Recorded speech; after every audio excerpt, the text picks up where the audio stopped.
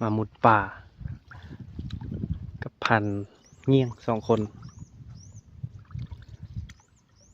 บรรยากาศดีอยู่มันฟ้าแดดน่าจะมุดคักอยู่นี่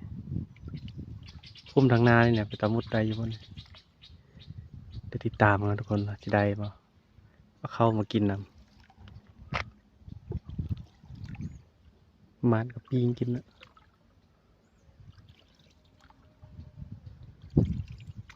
หากันมาตอนนี้ก็11-12 โมง2 โมงเที่ยง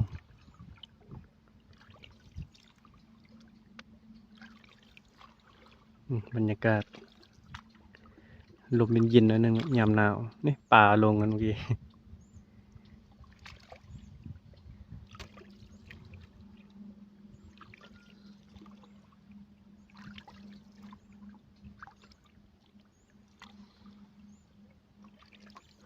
เป็นฟุ้มแบบนี้นี่ข้ามไปฝากคนเลย